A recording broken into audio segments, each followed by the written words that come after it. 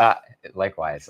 I'm a huge fan of the book, and I think it's interesting. I was telling Claire before this, like normally I do these like the week of the book launch, and the book launched several months ago, and so I feel like a lot of people have already read the book. So I feel like before we get into questions, my first question to everyone is, who here has not read Broken Country yet? Okay, a few people. So you and I are going to have one dangerous mission tonight of not going too crazy into spoilers. No spoilers. And if I start, like someone stop me because I feel like. Okay, so for the few people who haven't read the book yet, let's just reacquaint everyone. Can you tell us in your own words what Broken Country is about? Sure. Broken Country is about a very passionate love triangle that takes place in the 1960s in a small Dorset village, which is where I'm from, in the southwest of England. And it culminates with this big, scandalous murder trial. But really, it's the story of Beth, who's a young woman who's completely torn between two men and two lifestyles, and what happens when her first love, Gabriel, comes back to the village unexpectedly and turns her life upside down. Tell us a little bit about what inspired you to write this book. Yeah, it's funny because this is a story that's all about love, and actually it was a moment of horror that inspired it. So we live in a very old farmhouse surrounded by fields in the middle of farm country, and one day my husband John was out running with our youngest son's beloved puppy, and it was lambing season, and Magnus the puppy strayed into a field of lambs, and the farmer threatened to shoot him. So that was the horrifying moment, and it didn't happen. But what did happen was, within minutes of talking about it, I got this incredibly vivid scene in my head. So I could see the farmer and his wife in their field of sheep, and I could picture a little boy running towards them looking for his lost dog. And for some reason, in that moment, I had the thought that the boy running towards them reminded them of the son they'd lost in an accident. And I also thought, I think there's going to be some really powerful physical chemistry between the boy's father and the farmer's wife. So the love triangle fell out of the sky. Okay, but Claire, the difference between that story and your story is you shot the dog. Yeah, I shot the dog, Jordy. And by the way, not a spoiler. I read today on Amazon. It was in the synopsis, so we didn't spoil it. It's in the synopsis, and it's the third scene. And I want to apologize. And I also want to say that you're not meant to kill animals. It's the one thing readers hate. But we only know this dog for 4 lines, so I think it's okay. We don't get an attachment to him. I was attached. But it's funny because I've talked to so many people who I'm telling them I love the book and you should read this and you have to read it. And I don't read a lot of period romance and it's so good. And they're like, no, a dog dies. And so I have to know, like, was that a hard piece when you were talking to your editor and marketing the book, and that the death of the dog is a big part of? It's funny because actually none of the editors ever said anything about it. For an author friend told me that there's a website called Does the Dog Die? And where you can check if a film and movies and books if the dog dies. And there's been some hate, reader review hate. Obviously, with the minute the dog died, I'm out. I get it. I totally get it. But I think it was the catalyst. Yeah. I mean, the other thing that I really, as a mother, I was never into. I probably used to swerve stories about parental loss, and Beth came into my head, and I knew exactly who she was, and so I knew that every decision she makes, and she does make some bad ones, was driven by the missing of her son. So that was another thing I never intended to write about. You're like, if you think the dog dying is bad, wait till you get to page 200. That's it, exactly. Okay, so like I'm the first to admit I wouldn't normally be drawn to your book. I'm not someone who reads a lot of period romance, but this feels like it's a hybrid of several genres. And I always laugh, like when I ask people, like authors, like what genre is your book? A lot of them are like, whatever my marketing team thinks is going to sell the book. But this feels like mystery and period and romance. Can you talk a little bit about working kind of within a bunch of different genres here, and how do you define it? Well, do you know what? I actually changed agent in the middle of this, because the agent that I was with, my first 2 novels, just to say, which have just come out in the US, they were published first in the UK in 2018 and 2019 as psychological thrillers. And at that point, I'd had a very long route into publication. and I would have jumped through any hoops. I was shocked by crime fiction because I think I write dark love stories, but I thought, you know, sci-fi, horror, whatever you like, I'll accept it just to get the publishing deal at that point. But when it came to Broken Country, I really wanted to move away from crime fiction.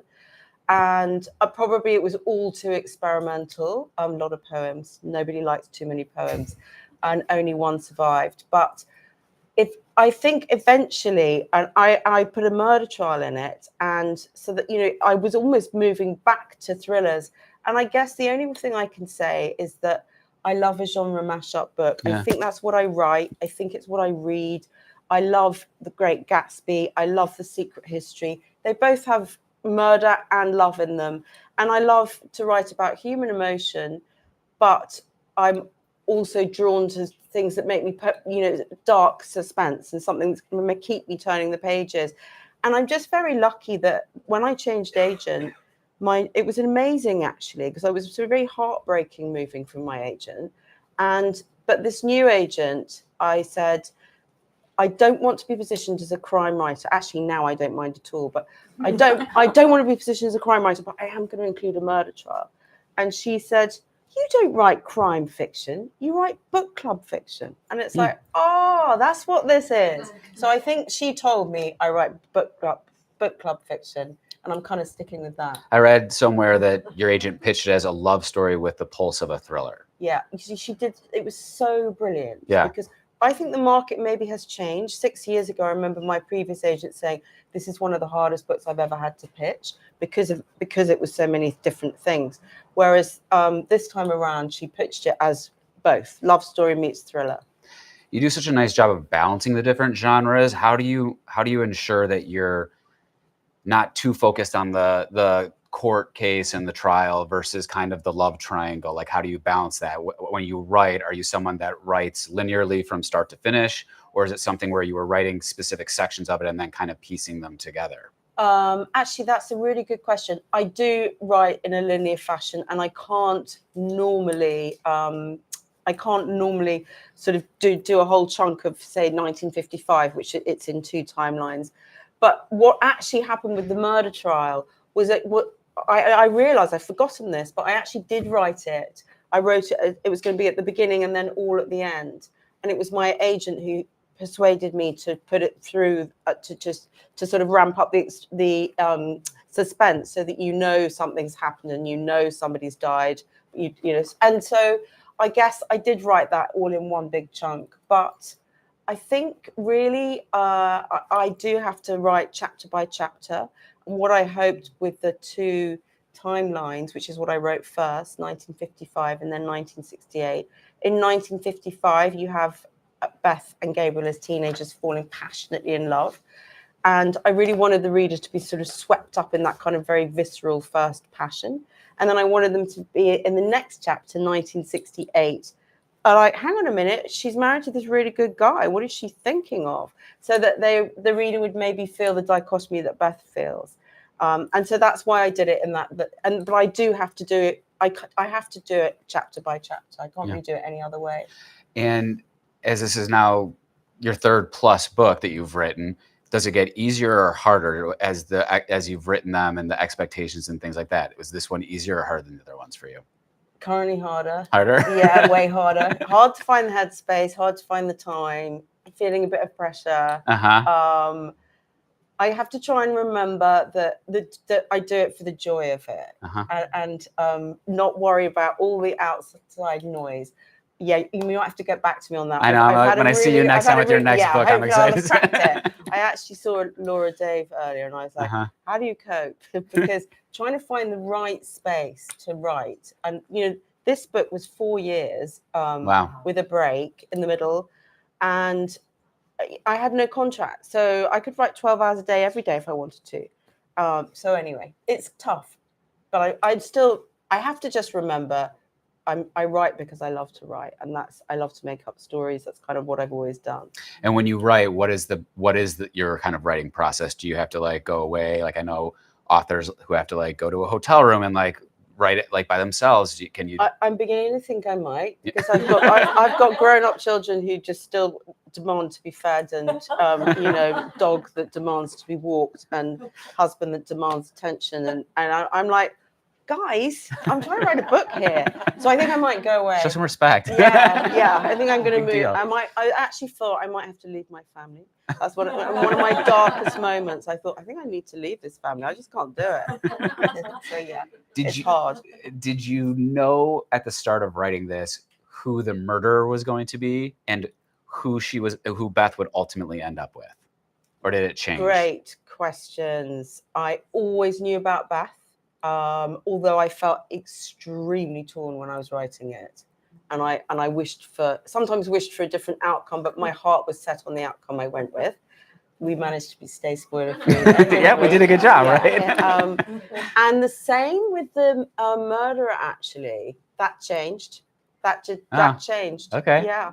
What I can say is that the scenario in the court is the scenario that I originally had. But of course, there's well, we won't say anymore. It changed. It changed. Wow. Yes. Yeah. And did it change while you were writing, or was that something that was in edits? Always my writing. Yeah, always. I think when I changed agent, I'd had this sort of inspiration. This is how you need to do it. It wasn't quite working, to be fair, before. And I knew it had to be a period novel that needed a murder trial. And suddenly all these pieces fell together for me, including who the murderer was and things like that. But the final twist in the book came really late, and I've got a copy of it because I posted something on Insta saying when a twist falls out of the sky that makes sense of your whole story. That was 3 years in. So I didn't get that until 3 years in, and I had to change an awful lot.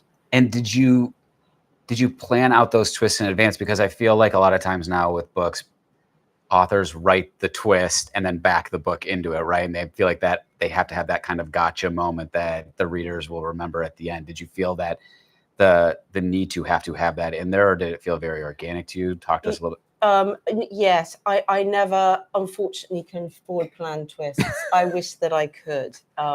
They just seem to come, for example, the book that I'm writing at the moment, I had I was all guns blazing and it was brilliant. Then I went on holiday and I don't know, it was like it was punishment for having a week's holiday maybe. But when I got back, I was just completely blocked. And I was just writing, deleting. It was horrible. And then suddenly, out of the blue, came this twist and this idea that made sense. And so I think for me, it's really organic. Yeah. And I guess your subconscious is constantly thinking about it. And the key for me as a writer is to take breaks and to step away. My inclination is to sit at the desk and force myself to make it work. And that doesn't really work. It has to feel organic to you. Yeah. I want to talk a little bit about the Beth character. I had read somewhere that you actually wrote the book as contemporary and changed it later on to the 1950s. And it feels like Beth is more of a modern character in the sense that she kind of bucks the conventional ideas of motherhood and marriage at that time. Can you talk to us a little bit about that, and was it intentional for her to feel a little bit ahead of her time in that sense? I think it was, yes. It was a contemporary novel, but her sort of character and essence never changed. I always knew exactly who she was. I had this incredibly strong sense of her from the moment I thought of her. And I decided to set it back into 1955. And that was one of the things that really finally made it work. And that was because I really wanted to contrast her experience as a country girl, a working class country girl who's got these big aspirations, which are very unusual for her time and place. She wants to go to Oxford University. She wants to become a published poet. And I wanted to contrast that with, her life gets knocked off course by snobbery. But Gabriel, her lover, who's a very entitled young man and very nice, but he is very privileged. He's a landowner's son. His life just goes tickety-boo really smoothly from start to finish. So I wanted to make that contrast. And actually, her parents, I think her parents are quite modern. Her parents have got shades of my parents, I think, who have passed. And so maybe that was like a little gift to myself. But her mother is very modern, and her father, so I think she grows up in this really sort of loving, quite liberal environment, which makes her ahead of her time. Mm-hmm. She makes a lot of complicated decisions in the book that I think make it sometimes difficult for the readers to relate or root for that character. And I'm not saying that's something you have to do in a book. And I actually like complicated characters that you don't relate to. But can you talk a little bit about, was that difficult for you and some of the decisions she does end up making in the book? Because there are moments where you're like, what is she doing? Absolutely. And you know, but and believe I'm trying to thread the needle on that a little bit. She does make some catastrophic mistakes, let's say. And some readers really, really don't like her. And I always knew that it was a risk that she could be an unlikable narrator because of the things that she does. But I like her because she's a survivor and she picks herself up. She doesn't get the life she expects. And instead, she marries a farmer. She throws herself into, learning about nature and the landscape. And she's very strong. She becomes a farmer, not just a farmer's wife making shepherd's pie in the kitchen. She is out there, which, sorry to farmers' wives, they're probably doing way more than that. But anyway, she's actually driving the combine harvester. She's birthing the lamb. She's hefting hay bales. And the other thing about her, I realized that she could be judged by readers for the things and the mistakes that she makes. But one of the things, and so I worked quite hard on when I would reveal what her backstory and the tragedy that happens in her life, so that I hope readers would understand. If not, they wouldn't think her actions were forgivable. They would understand why she made those choices. And the other thing about Beth is that there's a point in the novel, and I don't think this is a spoiler, when she sort of says to Frank, her husband, she shows him all the sort of ugly parts of herself. She says, these are my flaws. This is who I am. Are you sure you want to love me? And I think that's incredibly brave. And in a way, I think she's outing herself. So readers can judge her, but she's done it already. If that's my take on it anyway. I want to talk a little bit about Frank and Gabriel because I think you do such a nice job with setting up the love triangle, and that there are moments where you don't know who to root for or her to ultimately be with. I'm curious what the reader response has been to both of those characters, because they're so different, and it's been such an interesting thing to see, I think. Yeah, it's there's been quite a sort of, most people really, really favor Frank. I have heard him criticized for being too saint-like, and he is very saint-like. However, he's flawed because when we first meet them, they've lost a child, and it's devastating. And he is a closed down man from the 1950s and 60s who hasn't learned how to grieve. Whereas Beth wants to remember Bobby, their son. And in that way, she's very mature. She can sit with the pain, which is a very difficult thing to do, which Frank can't do. And really, it's because he doesn't allow her the space to grieve that their marriage starts to sort of collapse. And Gabriel, well, I think maybe Gabriel's like a fantasy man for me, because I think he's absolutely gorgeous. He's definitely very hot. And he's definitely in my head anyway. And he's bookish, he's romantic. What I wanted to do with the two men was, because I was really set out to answer the question, is it ever possible to love two people at once? And to answer that question, I wanted to create two very different men and two very different love stories. And Gabriel's bookish, romantic, creative, passionate, just like Beth. But Frank is very down to earth and funny and kind. And he introduces her to the landscape, which becomes really integral to who she is as a person. So she does face an impossible choice. It's funny because I feel most people seem to favor Frank, but some people favor Gabriel. And I think it might be a young thing, because when I was here for the launch, everyone was like, oh, Frank, Team Frank. They all love Frank. And then quite a few of these sort of younger, sort of 20-something girls at one sort of event, they were like, oh, definitely Gabriel. And I thought, maybe when you're young, you want a sort of bit of a bad boy. And when you're older, you're looking for a Frank. I don't know. I have to say this, but it's true. I think I got Frank with a little bit of Gabriel. I'm Team Frank. But I also think that you do it's interesting. I think where readers might expect you to zig with Frank as a character, you zag. And when she starts to make some of these decisions that really do impact Frank in the back half of the book, it was kind of refreshing to see how you treated him as a character and how he responded in ways that I don't know if you would expect that kind of character in that situation to respond in book club fiction. Was that interesting for you as a character for you to be able to write? Was he a difficult character to write?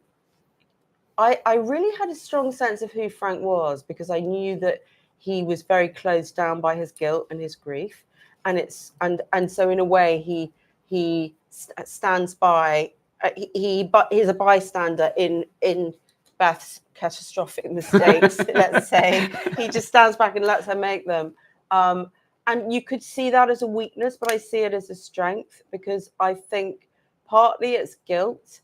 But more, I think he's got the maturity to say, look, I want you if you want me, and I'm not going to just sort of put up. I'm not going to put up with it. I think he's very mature. I always had a very strong sense of he's really devoted and actually to sort of not just Beth and to their son and to his brother Jimmy, but also to the community. He's a very, very good, caring man. And funnily enough, when I did give up Broken Country, it was Frank I went back for. And it was always Frank who was in my heart. And there's one particular scene, which again, I don't think I'm giving anything away. I'll just say it's around the oak tree and there's some fire. And that scene, which no one ever mentions, was the scene in my heart, which I had to go back for that scene.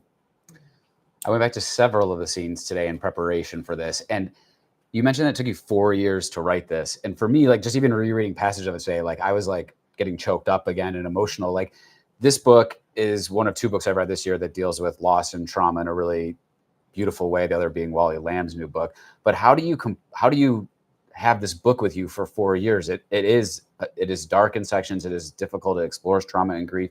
Are you able to compartmentalize the writing when you're doing it, or does it bleed into your normal everyday life? That's such a good question. I was thinking about something similar today. I was thinking about, because I'm very, very lucky that my children are very well and alive, and I knew I was going to write about parental loss, and that's a big thing to take on. And the most important thing to me was to make it emotionally resonant and as true as I possibly could make it without it being my own experience. And I can say that sitting with that, writing about Bobby's death was so painful, and it still makes me feel so upset when I think about it. But one of the sort of, I guess maybe the most meaningful thing has been, on a couple of mothers on the book tour have come up to me and said that they'd had a similar experience themselves, and they've sort of said that yes, that's what it was like, in the sense that they felt I got her right and I got Frank right, because Frank can't talk about it, he can't grieve, he can't be public. But it was very, very painful to write those scenes, and I guess I did try to balance it with light. I think you get a lot of light. I do, through sort of Nina and characters like that. Yeah, and the book ends on such a hopeful note too. Yeah. Kind of switching gears from that. So we talk about it as book club fiction. This was a Reese's book club pick. This was, one of her biggest books of the year. Talk to us about that experience. Now everyone's always curious about like the behind the scenes of that. Like, what was it like being chosen for that? What has the experience been like for you? Oh, I mean, just so amazing. I mean, I'd always loved Reese's book club, and Reese herself is just so exactly as you would imagine, just such a sort of giving, warm person who just champions women authors. She's really amazing and very inspirational. When I got the call from my editor saying that it was a Reese's book club pick, I was actually in the middle of my husband's a music promoter. I was in the middle of a really noisy gig, and when I got this call, and I just could not believe it. And it's been absolutely amazing. Incredible for the book to have the attention, incredible to have the support of Reese's Book Club. And also something I hadn't expected, I've been meeting some really lovely authors, Reese's Book Club authors as well. So that's just been fabulous. Yeah. I read that the book was being adapted into, is it a movie? Yeah, I think it will be, yes. Any news you can share on that? Not really. I know they've. I wish. Yeah. I wish. I'm fingers crossed it will happen. I know that they've got a script. I've met the script writers, and they're a couple, and they. Funnily enough, they have a house in Dorset. Huh. When they first told me that, Hello Sunshine rang up and said we're very excited. We've got this couple, and they have a house in Dorset. I said, well, it won't be my Dorset because my Dorset is muddy farm country. It'll be the trendy sort of coastal Dorset, and it wasn't. They live literally like 4 miles away from me. Huh. So I feel that they know the landscape, which is sort of Thomas Hardy country. So it's really exciting. I think it's going in the right direction, but you never really know. Any scene in particular from the book you're excited to see on screen? Well, one of there's a few scenes when I was writing Broken Country for the last couple of years. I had a playlist of instrumental music which I sort of put together. I must have listened to it 2,000 times. It's all quite depressing, weepy strings, by the way. But one of the songs was by a composer called Oliver Arnolds, and the song is "Happiness Does Not Wait." And I was in a cafe, and I always listen to music when I'm in a cafe because of the noise. And I heard this song, and I was like, "Oh wow, it's Beth and Gabriel by the lake." And then I played the song like 2,000 times. And so there's that scene. It's their dinner by the lake, and also there's just a scene I won't say any more, but outside the courthouse that I've always had in my head. So I'd like to see those scenes. A couple more questions, and then we're going to open it up. So if you have questions, get them ready. I always like asking authors about the experience of picking a cover, and this one is so evocative of the book. Can you talk to us a little bit about that? Did you have a say in it at all? How did that come together? Yeah, I did actually. There were two covers which they put forward to us, and I loved them both. And funnily enough, the other one was the oak tree, which Barnes and Noble went for, and that's the one I loved because it was very sort of classic. It's kind of, I feel it looks a little bit like a sort of Thomas Hardy cover, and I was like, oh, lovely, like almost like a literary novel. But they went with the yellow, and I think they were so wise and I now adore it. It's not that I didn't adore it, it's just like initially I preferred the oak tree. But I don't know whether it's that thing of like recognizing your own child, but in a crowd. But when I see it on Amazon or something, my eyes go straight to the yellow. So I think I love it. Last question for you. So for people here, many of who have read the book now, anything that you recommend that's similar to this or that you've read recently that you really like that you recommend? A couple of things that have blown my mind this year. 2 days ago, I read Heart the Lover. Okay. Have you read? I have not read it yet. I just picked up a copy. Oh, incredible! Which is a sort of first love story about a relationship that starts at university. And oh my goodness, I meant to savor it, and I read the whole thing on the plane journey. And I'm going to reread it. And another thing which I'm a big rereader, I absolutely loved The Death of Us by Abigail Dean. Mm-hmm. And it's not the sort of thing that I would go for because on the surface, it's a crime novel. It's about a serial killer / house invader who's been terrorizing middle-class couples for 25 years. And he gets caught and he's being brought to justice. And these couples are going to give evidence. That's the premise. But in actual fact, more than that, it captures an entire marriage over 25 years, an entire love story. So beautifully drawn, isn't it? I mean, so mature. I think it's wonderful. I tell people if they can get past the darkness of it, it's a masterpiece. I think it's a masterpiece. Yeah. It absolutely is. Yeah, I agree. Those are two great recommendations. All right, who has questions? I feel like we can get some good questions. Heart the Lover by Lily King. It's right back there. Just come out. It's just come out in the orange book. Yeah. Anyone have questions? Yeah.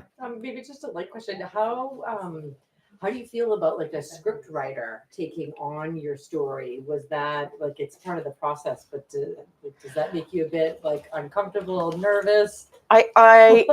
Yes, but I was initially just very excited, and you know, it's the dream is to have somebody option your book, and I've always heard from other authors that you just hand it over and that's that. So I that's what I expected, and then I met them, and that was really exciting because I could tell from talking to them that their reference points are quite similar to mine.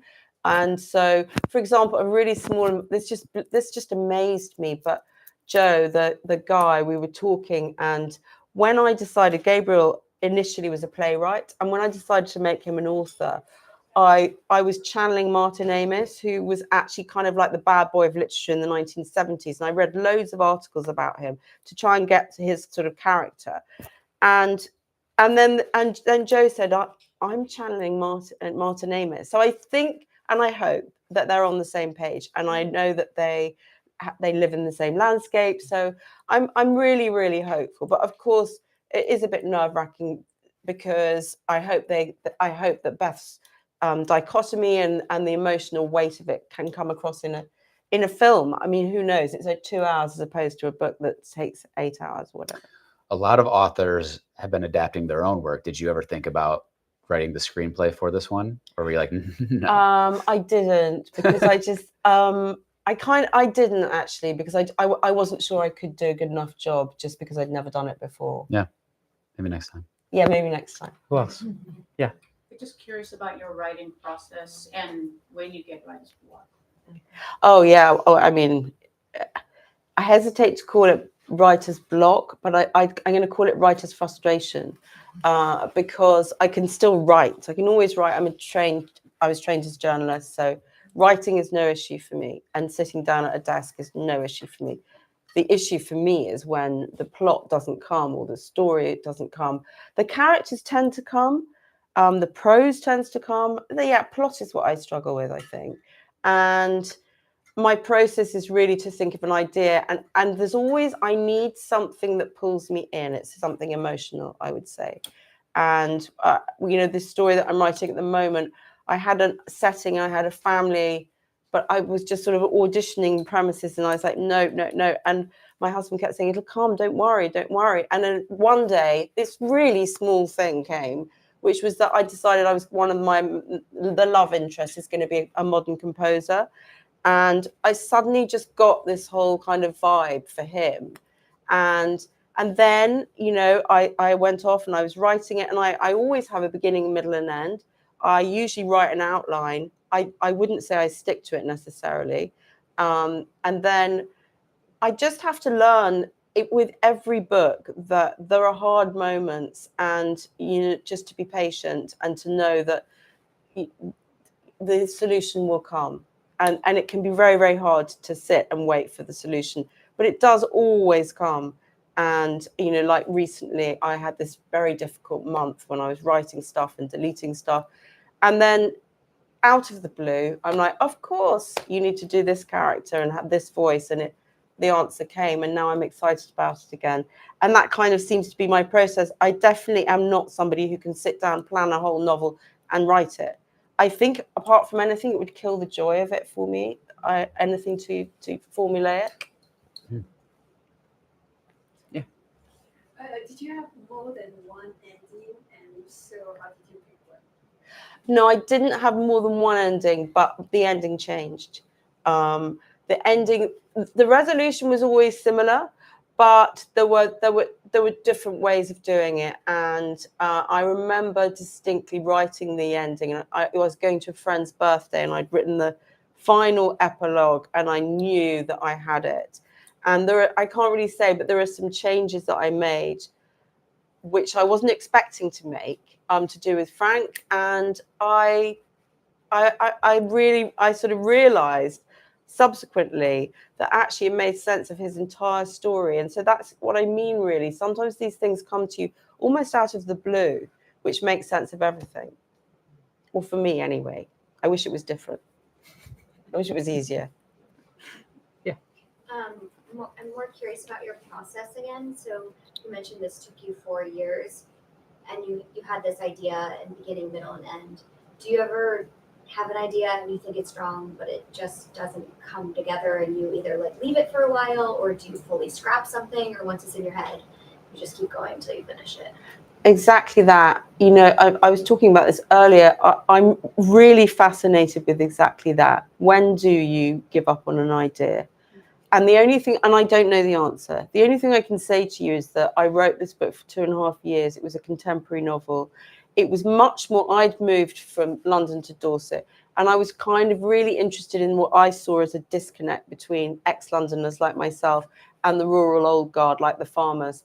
And so that's kind of what the book was, although the love triangle was the same. And then my agent called me and said, this book isn't landing, you need to throw it away and start something else. And I did, because I didn't want to lose her. And I was very unhappy for those, and that was 8 months gap in this 4-year period. I was very unhappy and I lost a lot of confidence. And it was actually, sometimes I think you need your girlfriends to tell you that what's in front of your nose. I was driving home from the cinema with my girlfriend, and she said, Claire, why did you give up on Broken Country? You loved that book. And it was like a little light bulb going off in my head. And the next day I started thinking about it. It felt like having an affair, because I was writing one book and I'm thinking about this book. And I realized completely how to do it. That it needed to be period, that it needed a murder trial, that it was only Beth's story, whereas before the men had voices. So the only way I can answer that question is to say, I think it has to be your gut. And it was actually a very, very hard decision, changing agents and going out there without an agent. And because I felt like I was risking everything to write the book that I loved, which maybe nobody else was going to love. So I think it's just what you feel in your gut is the only way to know whether to stop writing something. Along those lines, did I see an interview with you where they asked you about that, and then the question was, would you write this book whether it was published or not, or would you have followed this story along whether it was published or not? I wasn't asked that. I think the answer is yes. Yeah. Yes, I think I would, because I think what it is with writing books is, for me anyway, you've got to connect. And I think when I was writing that in-between book, the reason I was depressed was because I wasn't connecting to my characters. And these characters were in my heart, even though the plot wasn't maybe working and there were lots of things that weren't working. And I can only really write if I have an emotional connection pulling me into the story. I have a question. Yeah. Well, first of all, I love your book. Thank you so much. I'm so interested about what you said about the men between Frank and Gabriel, because to me, she is with Frank and like settling in a way. And so I didn't necessarily think of it as safe. Did you ever consider that while you were writing him, or is that something that I just took from it? I think you're absolutely right. I think that she is settling. And I think that the book is maybe about different kinds of love, and the love that she has with Gabriel is very physical, very passionate, all consuming. And the love with Frank is much more steadfast, loyal. And actually, I think that her journey is to try and work out which man and which kind of love is most important to her. And actually, really what she's got to work out is, who is she and what does she want? Never mind allying with one man or the other. And I think what I like to think about Frank is that maybe she might have started off settling for him, but I think that she found great love for him. And when you meet her in 1968, it's a good marriage. Yeah, because I feel like she's not fully herself. Maybe with either of them. That's really interesting. Maybe I think she goes on such an arc of discovery. I think there's some things that Beth needs to realize, and it's not just about she has to forgive Frank for certain things, but she really has to forgive herself, and she has to own up to her, to her part. And I think that it takes her a lot to sort of see herself in that light. So maybe I think she probably is in denial for some of the book. I feel like a very sliding doors kind of moment in her life to be able to see what she was missing out on potentially. Definitely. And I also felt like it's about nostalgia because you know she's at a crossroads, she's grieving, and then here comes hot, gorgeous, successful, get love of her life before, and it's temptation, but it's also tempting. This really seductive thing isn't just their chemistry. It's because he sees her who she was before everything went wrong. And I think that's very menacing and very powerful. If you're looking back, you think my past life was so much better. And that's because you're so unhappy in your present life. But, you know, you're not taking into account necessarily how much you've changed and that your future life is going to be better. And so I felt that nostalgia was a really big part of her journey. Anyone else? You said you knew exactly who Beth was. Is she modeled after anybody in your life? I don't think she is. I mean, people say to me, "Are you in Beth?" And I guess I am in all my characters. In some ways, I think I'm in Frank and Jimmy, which will sound really weird. I'm not a violent drunk, by the way, but just no spoilers. But I think there's part of me in every character. I'm sure there's a lot, maybe in the mothering, maybe I drew on my own mothering experience. I definitely didn't model her anyway. I knew her completely, and even in the early versions, in this contemporary version of Broken Country, she was strong and she knew exactly what she wanted in a way. And so I don't know why, because I don't normally have that, but I was just very, very clear about who she was. Yeah, great. I'm curious if you could pick the cast for the movie, who you would cast for Gabriel. Yeah, well, look, me too. Me too. I maybe you can help. I can get Beth, which I think it should be Florence Pugh is who I've settled on. I used to be Daisy Edgar Jones, and now I'm Florence obsessed now. I think Florence would be good. I'm afraid I think Jacob Elordi would make an amazing Gabriel. And I used to think Timothée Chalamet, and nobody agrees with me on that. But I think For Frank? For Gabriel. Oh, I was like, no way, no. It's like, what's happening? Well, What book did I read, man? You should ask my editor. She's like, everyone goes, poor Timothy, because I mean, he's a very attractive, brilliant actor, but everyone goes, oh no. I don't know why. Anyway, I can't get Frank. Anybody got any ideas? Josh Duhamel. I don't know him. Yeah. Stature is very important. I had thought Paul Mescal, but I've sort of gone off that idea.